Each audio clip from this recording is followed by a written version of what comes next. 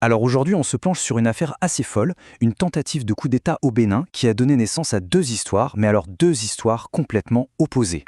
C'est une plongée au cœur du pouvoir, de la manipulation et de ce qu'on appelle la guerre de l'information. Ok, alors pour bien comprendre, regardons la chronologie. Tout s'est passé très très vite, en à peine quelques jours en décembre 2025. Mais attention, la rapidité des faits ne doit pas nous tromper, les conséquences, elles, sont bien plus profondes. Tout commence donc le 7 décembre. Imaginez un peu la scène, le lieutenant-colonel Pascal Tigri qui débarque à la télé nationale, hop, il annonce la suspension de la Constitution. Panique générale. Mais quelques heures plus tard, le gouvernement reprend la main et annonce que c'est fini, la tentative a échoué. On pourrait croire que l'histoire s'arrête là, mais en fait, c'est là qu'une autre guerre commence. Et voilà, on se retrouve tout de suite avec deux personnages centraux. D'un côté, le président, Patrice Talon. De l'autre, celui qu'on accuse d'être le chef des putschistes, le lieutenant-colonel Pascal Tigri. Et vous allez voir, leur version des faits, eh bien, c'est le jour et la nuit. Allez, commençons par la première histoire, la version officielle. C'est celle qui a été donnée par le président Talon lui-même. C'est un récit qui se veut rassurant, un récit qui montre que le pouvoir contrôle la situation. La stratégie du président est assez claire. Il décrit le tout comme un coup de folie, un acte insensé. En gros, pour lui, ce ne sont que quelques individus isolés qui ont perdu la tête. En utilisant ce mot, fou, il essaie de retirer toute légitimité politique ou militaire à cette action. C'est une manière de dire « bon, circulez, il n'y a rien à voir, l'incident est clos ». Donc, si on résume la version du gouvernement, c'est une petite affaire menée par une poignée de voyous. Le chef, Pascal Tigri, se serait enfui au Togo. Et surtout, ce n'était pas un vrai coup d'État, juste une attaque, parce que personne d'autre dans l'armée n'a suivi. Le message est limpide, l'État est fort, tout est sous contrôle. Mais voilà, alors que cette version officielle commence à s'installer, une bombe explose sur Internet. Une interview attribuée à Pascal Tigri lui-même, qui raconte une histoire, mais alors complètement différente. Et c'est là que tout bascule. Et écoutez bien ça, dans cette version, Tigri aurait dit « Ceux qui nous ont bombardés étaient des soldats français. La France nous a humiliés dans notre propre pays. » C'est énorme. L'accusation est gravissime. D'un coup, on ne parle plus d'une affaire bénino-béninoise, non. On parle d'une potentielle manipulation géopolitique. Selon ce texte, Tigri n'a jamais fui, il serait toujours au Bénin. Et ce fameux coup d'État, une mise en scène totale, orchestrée par la France pour justifier sa présence militaire et attaquer les pays voisins de l'AES. Et pire encore, il accuse le président Talon d'avoir été au courant. D'un traître, il se transforme en patriote qui aurait démasqué un complot. On voit bien le retournement de situation. Quand on met les deux versions côte à côte, c'est juste hallucinant. Sur chaque point clé. La localisation de Tigri, qui est derrière tout ça, le rôle des étrangers, le but de l'opération, tout s'oppose. Ce n'est pas juste une question de point de vue, on est vraiment face à deux réalités qui ne peuvent pas coexister. Du coup, la question qui se pose est simple. Qui croire ? On a deux récits qui s'affrontent, qui sont totalement incompatibles. Comment on fait pour savoir ce qui s'est vraiment passé ? Le problème, c'est que la vérité n'est pas juste difficile à trouver, elle est carrément devenue un champ de bataille. Parce qu'avant même de se demander si Tigri dit vrai, il y a une question encore plus fondamentale. Est-ce que cette interview est authentique ? Est-ce que c'est vraiment lui qui parle ? Et ça, c'est la question clé. Et là, il y a quand même pas mal de choses qui clochent. D'abord, il n'y a aucune preuve. Pas de vidéo, pas d'enregistrement audio, rien. Juste un texte qui a été copié-collé partout sur les réseaux sociaux, l'origine est super floue. Et beaucoup des premiers liens ont même été supprimés depuis. Tout ça, ça sent quand même fort la campagne de désinformation, non ? Et c'est là qu'on touche à un point essentiel. Qu'elle soit vraie ou fausse, cette interview a un effet bien réel. Elle fonctionne comme ce qu'on appelle une arme informationnelle. Finalement, sa véracité est presque secondaire. Ce qui compte, c'est l'impact qu'elle a. L'impact de ce texte est indéniable. Il a réussi à transformer une crise politique interne en un véritable champ de bataille informationnelle. On est passé au-delà des faits, on est dans une guerre de perception. Et ce récit, il n'est pas innocent, bien sûr. Il sert des objectifs très clairs. Il cherche à délégitimer la France, à affaiblir l'organisation régionale, la CEDEAO, et bien sûr, il vient nourrir un sentiment anti-impérialiste qui est déjà très présent dans la région. C'est une opération qui a des buts stratégiques évidents. Ce qui est sûr, c'est que cette affaire a fait basculer le Bénin. Le pays se retrouve maintenant en plein dans ce qu'on appelle la zone grise de la guerre de l'information au Sahel. Une guerre où les armes, ce ne sont plus des balles, mais des récits. Et ça nous laisse avec une question assez vertigineuse pour finir. Dans une guerre où les récits sont les armes, quelle est la toute première victime ? Si tout peut être contesté, si chaque version est une arme potentielle, sur quoi peut-on encore s'appuyer pour simplement comprendre ce qui se passe ? Alors, l'Alliance des États du Sahel, c'est un nouveau bloc de pouvoir qui est en train de complètement redessiner la carte de l'Afrique de l'Ouest. Aujourd'hui, on va plonger au cœur de cette alliance et pour ça, on va décortiquer un discours vraiment clé de l'un de ses fondateurs, le dirigeant malien Assimi Goïta. Et tout commence par ça. Une phrase choc, une menace directe, sans aucune ambiguïté. C'est vraiment l'acte de naissance, si on peut dire, de l'Alliance des États du Sahel, l'AES. C'est cette confrontation, ce moment de très haute tension, qui a servi de véritable catalyseur. C'est ce qui a poussé à la création d'un tout nouveau bloc, à la fois militaire et politique. Alors la question c'est, comment Assimi Goïta lui-même explique les origines et la mission de cette alliance? C'est ce qu'on va voir. D'après Goïta, la menace contre le Niger, elle n'était pas abstraite du tout, c'était imminent. Il raconte, et c'est assez frappant, avoir reçu un coup de fil lui disant que la décision d'attaquer était, je cite, déjà validée. Autrement dit, l'affaire était pliée, il n'y avait plus de place pour le doute. Et donc, face à ça, la réponse a été quasi immédiate. Les trois États, le Mali, le Burkina Faso et le Niger, ont décidé de formaliser leur union. Ils ont signé cette fameuse charte du Liptako-Gourma pour donner un cadre légal et légitime à leur défense mutuelle. Et au cœur de cette charte, il y a un article qui est absolument fondamental. C'est l'article 6. D'ailleurs, Goïta lui-même le qualifie de pierre angulaire de toute l'Alliance. Le principe est simple, mais puissant. Si on touche à l'un, on touche aux trois. C'est une garantie de défense mutuelle absolue. Donc là, le lien de cause à effet est limpide. D'un côté, une menace d'agression extérieure bien réelle, et de l'autre, en réponse directe, un pacte de défense collective pour tout simplement assurer la survie de tout le monde. Mais attention, parce que si tout a commencé par la défense, par le militaire, l'Alliance a très vite vu plus grand. Goïta explique bien qu'elle a rapidement élargi son périmètre pour s'appuyer sur 3 grands piliers. Et ces piliers, ils sont totalement interconnectés. Alors, les voilà, ces 3 piliers. Défense, diplomatie et développement. Il faut bien comprendre que ce ne sont pas juste 3 cases à cocher. Non, ce sont des éléments qui fonctionnent ensemble, qui se renforcent mutuellement. C'est vraiment la stratégie globale à long terme pour, à la fin, assurer la souveraineté et le développement de toute la zone. D'ailleurs, sur le front de la défense, Goïta insiste sur des avancées concrètes. Il parle de la création d'une force unifiée qui est déjà opérationnelle et qui mène des opérations conjointes. Il va même jusqu'à dire qu'ils ont maintenant la capacité de mener, si besoin, une guerre de haute intensité. Pour lui, c'est clair, l'AES a franchi un cap en termes d'autonomie stratégique. Et bien sûr, cette nouvelle posture militaire, ça change la donne sur le plan diplomatique. Ça s'accompagne d'un virage, on peut même dire un changement radical de politique étrangère. Goïta décrit ça comme une véritable rupture avec le passé et la volonté de forger de tout nouveaux partenariats. Là, le discours dresse un tableau vraiment en noir et blanc.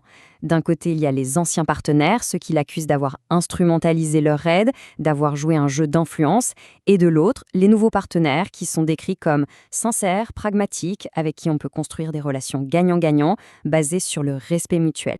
Et il ne reste pas dans le flou. Il nomme très spécifiquement les pays considérés comme les plus stratégiques, ceux qui, selon lui, ont répondu présents dans les moments les plus difficiles. Il s'agit de la Fédération de Russie, de la Turquie et de la Chine. Bon, on a parlé militaire, on a parlé diplomatie. Mais pour Goïta, la souveraineté de l'AES se joue sur un 3e front. Un champ de bataille peut-être moins visible, mais tout aussi crucial. C'est la guerre de l'information. Et là-dessus, son discours est très direct. Pour lui, cette guerre de l'information est menée de plein fouet contre l'Alliance. Il ne voit pas ça comme des simples critiques, mais bien comme une arme, une stratégie délibérée des adversaires pour créer la division et, au final, détruire des projets de l'intérieur. Alors, face à cette menace, la réponse est structurée. L'AES a décidé de bâtir son propre écosystème médiatique. On parle d'une chaîne de télé, d'une radio, d'une presse écrite.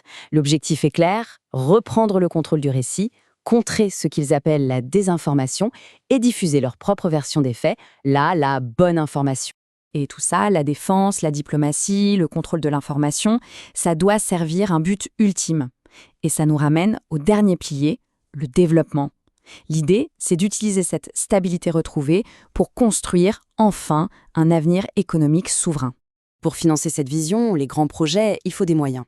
Et l'annonce est de taille, la création d'une banque confédérale.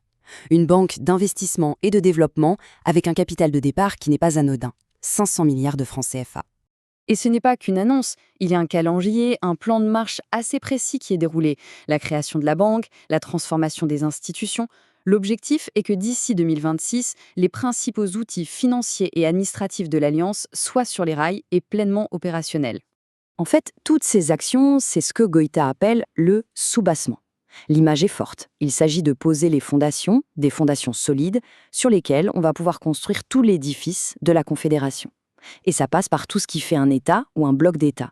Des symboles comme un drapeau, un hymne, mais aussi des choses très concrètes comme des papiers d'identité communs, un financement propre, et bien sûr des projets d'envergure comme une compagnie aérienne ou un chemin de fer régional. Et pour conclure, il revient à une métaphore très militaire, qui boucle la boucle en quelque sorte. Pour lui, l'EAS, c'est comme une cartouche qui a quitté le canon. Une fois qu'elle est partie, elle suit sa trajectoire jusqu'à sa cible. Le message est on ne peut plus clair. Il n'y aura pas de retour en arrière. Ce discours, il dessine donc la vision d'une nouvelle puissance, déterminée, qui veut prendre son destin en main.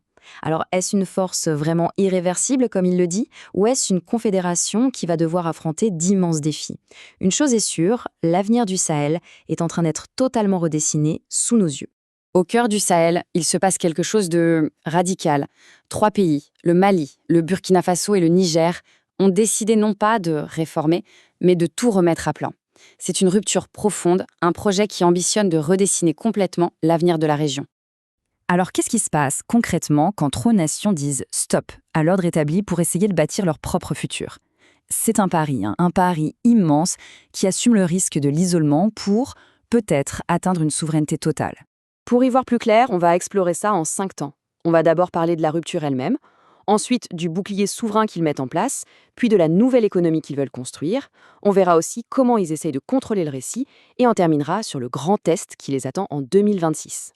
Bon, alors, tout commence par ça, la rupture. Le Mali, le Burkina Faso et le Niger ont littéralement claqué la porte des anciennes organisations régionales comme la CEDEAO. Et il faut bien mesurer que ce n'est pas un simple ajustement diplomatique. Non, c'est un véritable séisme géopolitique. Et ce qu'il faut vraiment saisir, c'est que l'AES, ce n'est pas juste une alliance militaire. Pas du tout. C'est un projet global qui veut tout repenser. La sécurité, bien sûr, mais aussi l'économie, la diplomatie, bref. L'idée, c'est de reprendre les rênes de leur destin. Le premier pilier, évidemment, c'est le plus urgent, la sécurité. Face à des menaces terroristes qui sont toujours bien présentes, la première décision de l'AES, ça a été de forger son propre bouclier. Un appareil de défense qui se veut 100% sahélien. Et la première brique de ce bouclier, la voici. Une force conjointe de 5000 soldats. Mais attention, ce n'est pas qu'un chiffre. C'est un message très fort envoyé au reste du monde, qui dit « Désormais, notre sécurité, on s'en occupe nous-mêmes, et on le fait ensemble ». Mais la mission de cette force va bien au-delà du combat pur et dur. L'objectif, c'est pas seulement de repousser les groupes armés, c'est surtout de reconstruire derrière, de faire revenir l'État, les services publics, les écoles, en fait, de passer d'une logique purement militaire à une sécurité durable pour les populations. Et là, on touche à un point absolument crucial de cette nouvelle stratégie, la diversification des partenaires. Fini la dépendance quasi exclusive vis-à-vis des partenaires occidentaux. Maintenant, la porte est ouverte à d'autres, comme la Russie, la Turquie ou la Chine. C'est vraiment au cœur de cette quête de souveraineté. Et cette phrase du président malien Assimi Goïta, elle résume tout.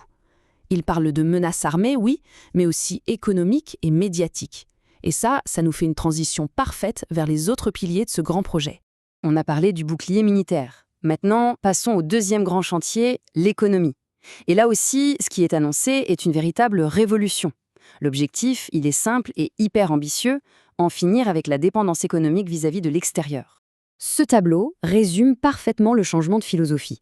Avant, le modèle c'était quoi? En gros, on exporte les matières premières brutes à bas prix. Le nouveau modèle, c'est l'inverse. On garde ces matières, comme le coton ou l'or, et on les transforme sur place. C'est toute la différence. La valeur ajoutée reste au Sahel. Et ce n'est pas juste de la théorie, on voit déjà des choses concrètes se mettre en place. Des usines qui sortent de terre pour traiter l'or, pour transformer le coton, les tomates. L'accent est vraiment mis sur la production locale et surtout sur la souveraineté alimentaire. Mais le projet le plus spectaculaire, le plus symbolique peut-être, c'est celui d'une nouvelle monnaie pour, à terme, remplacer le franc CFA. C'est un processus complexe, bien sûr, qui se fait par étapes, mais s'il aboutit, ce serait l'étape ultime de la souveraineté économique. On a vu le militaire, l'économique. Passons au troisième front, celui de l'information.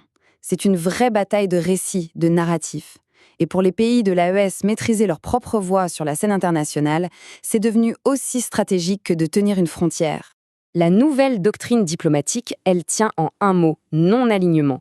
Ça veut dire quoi ? En clair, on parle avec tout le monde, la Chine, la Russie, l'Iran, les BRICS, mais sans jamais s'enfermer dans un camp. L'idée, c'est de se positionner comme un pôle à part entière dans ce monde de plus en plus multipolaire. Et pour faire entendre cette nouvelle voix, eh bien, ils créent leurs propres outils. Une chaîne de télé, une radio, une agence de presse.